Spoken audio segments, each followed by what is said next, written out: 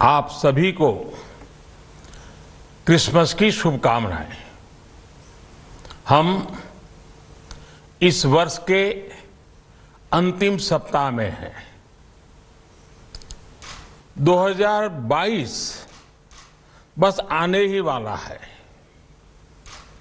आप सभी 2022 के स्वागत की तैयारी में जुटे हैं, लेकिन उत्साह और उमंग के साथ ही ये समय सचेत रहने का भी है। आज दुनिया के कई देशों में कोरोना के नए वेरिएंट ओमिक्रॉन की वजह से संक्रमण बढ़ रहा है। भारत में भी कई लोगों के ओमिक्रॉन से संक्रमित होने का पता चला है। मैं आप सभी से आग्रह करूंगा कि पैनिक न करें। हां, सावधान रहें, सतर्क रहें, मास्क उसका भरपूर उपयोग करें और हाथों को थोड़ी थोड़ी देर पर धुलना, इन बातों को हमें भूलना नहीं है। आज जब वायरस म्यूटेट हो रहा है तो हमारी चुनौतियों का सामना करने की ताकत और आत्मविश्वास भी मल्टीप्लाई हो रहा है। हमारी इनोवेटिव स्पिरिट भी बढ़ रही है। आज देश के पास 18 लाख आइसोलेशन बेड्स हैं, 5 लाख ऑक्सीजन सपोर्टेड बेड्स हैं, 1,40,000 आईसीयू बेड्स हैं। आईसीयू और नॉन आईसीयू बेड्स को मिला दें तो 90,000 बेड्स विशेष तौर पर बच्चों के लिए भी हैं। आज देश में 3,000 से ज्यादा पीएसए ऑक्सीजन प्लांट्स काम कर रहे हैं। 4 लाख ऑक्सीजन सिलेंडर्स देश भर में दिए गए हैं। राज्यों को जरूरी दवाओं की बफर डोज तैयार करने में सहायता की जा रही है।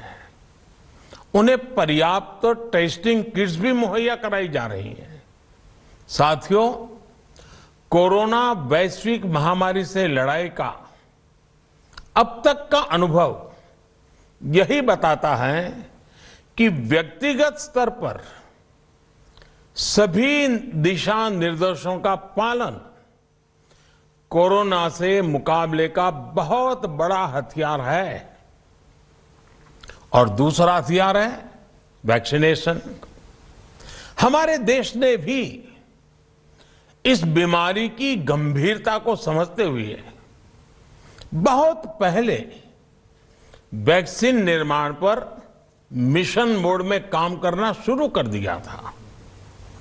वैक्सीन पर रिसर्च के साथ साथ ही approval processes, supply chain, distribution, training, IT support system, certification पर भी हमने निरंतर काम किया।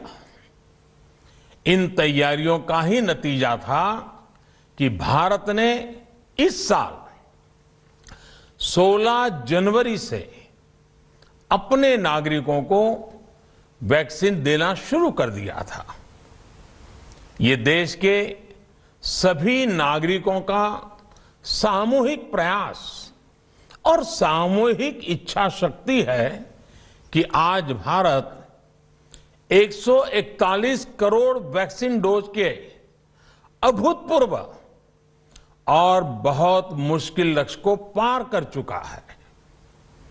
आज भारत की वयस्क जनसंख्या में से 61% से ज्यादा जनसंख्या को वैक्सीन की दोनों डोज लग चुकी हैं।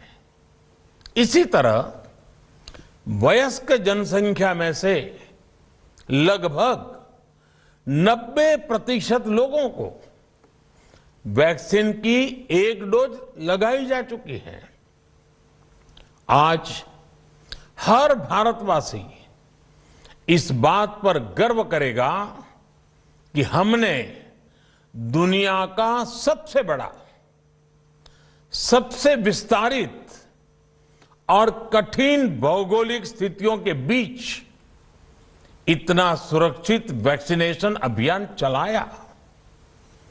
कई राज्य और विशेष तौर से टूरिज्म की दृष्टि से महत्वपूर्ण राज्य जैसे गोवा, उत्तराखंड, हिमाचल जैसे राज्यों ने 100% सिंगल डोज वैक्सीनेशन का लक्ष्य हासिल कर लिया है।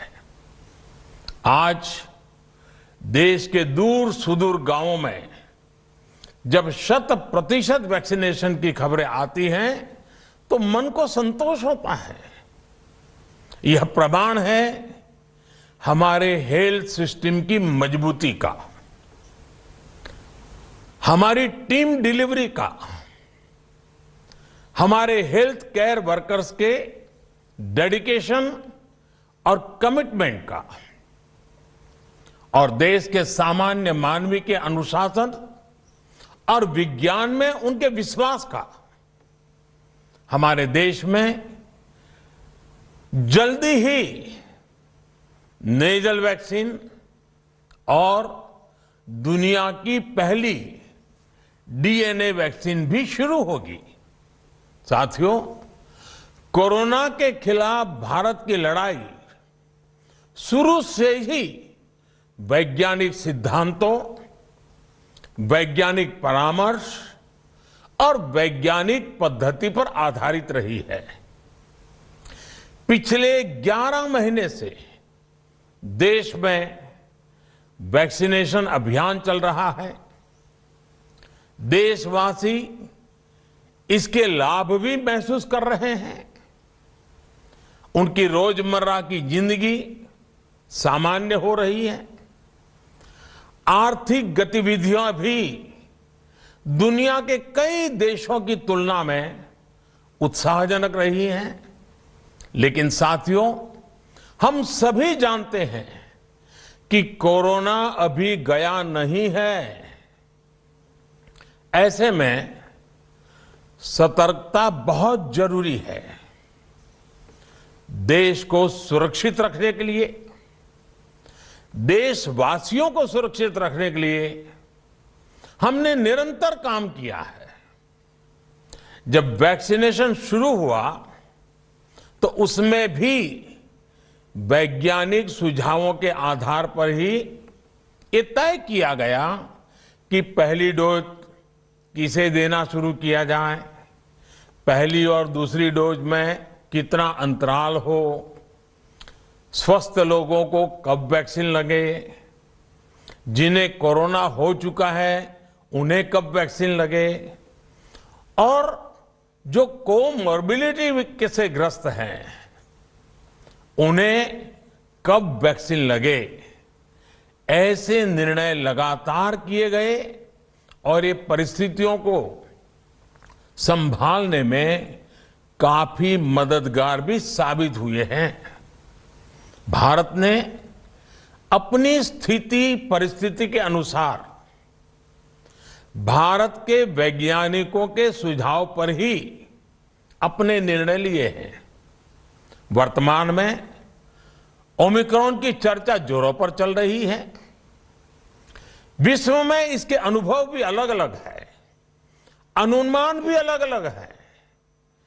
भारत के वैज्ञानिक भी इस पर पूरी बारीकी से नजर रखे हुए हैं, इस पर काम कर रहे हैं। हमारे वैक्सीनेशन को आज जब 11 महीने पूरे हो चुके हैं तो सारी चीजों का वैज्ञानिकों ने जो अध्ययन किया है और विश्व भर के अनुभवों को देखते हुए आज कुछ निर्णय लिए गए हैं। आज अटल जी का जन्मदिन भी है, क्रिसमस का त्योहार भी है, तो मुझे लगा कि इस निर्णय को आप सबके साथ साझा करना चाहिए। साथियों, 15 साल से 18 साल की आयु के बीच के जो बच्चे हैं, अब उनके लिए देश में वैक्सीनेशन प्रारंभ होगा। 2022 में 3 जनवरी को सोमवार के दिन से इसकी शुरुआत की जाएगी। ये फैसला कोरोना के खिलाफ देश की लड़ाई को तो मजबूत करेगा ही, स्कूल कॉलेजों में जा रहे हमारे बच्चों की और उनके माता पिता की चिंता भी कम करेगा। साथियों, हम सबका अनुभव है कि जो कोरोना वॉरियर्स हैं, हेल्थ केयर और फ्रंटलाइन वर्कर्स हैं, इस लड़ाई में देश को सुरक्षित रखने में उनका बहुत बड़ा योगदान है। वो आज भी कोरोना के मरीजों की सेवा में अपना बहुत समय बिताते हैं। इसलिए प्रिकॉशन की दृष्टि से सरकार ने निर्णय लिया है कि हेल्थ केयर और फ्रंटलाइन वर्कर्स को वैक्सीन की प्रिकॉशन डोज भी प्रारंभ की जाए। इसकी शुरुआत 2022 में 10 जनवरी सोमवार के दिन से की जाएगी। साथियों, कोरोना वैक्सीन का अब तक का ये भी अनुभव है कि जो अधिक आयु वाले हैं और पहले से ही किसी न किसी गंभीर बीमारी से पीड़ित है, उन्हें प्रिकॉशन लेना सलाह योग्य है। इसको ध्यान में रखते हुए 60 वर्ष से ऊपर की आयु के कोमॉर्बिडिटी वाले नागरिकों को उनके डॉक्टर की सलाह पर वैक्सीन की प्रिकॉशन डोज का विकल्प उनके लिए उपलब्ध होगा। ये भी 10 जनवरी से प्रारंभ होगा। साथियों, मेरा एक आग्रह है कि अफवाह, भ्रम और डर पैदा करने के जो प्रयास चल रहे हैं, उनसे बचना चाहिए। हम सभी देशवासियों ने मिलकर अब तक दुनिया का सबसे बड़ा वैक्सीनेशन अभियान चलाया है।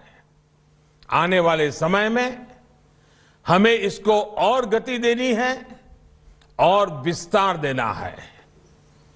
हम सभी के प्रयास ही कोरोना के खिलाफ इस लड़ाई में देश को मजबूत करेंगे। आप सबका बहुत बहुत धन्यवाद।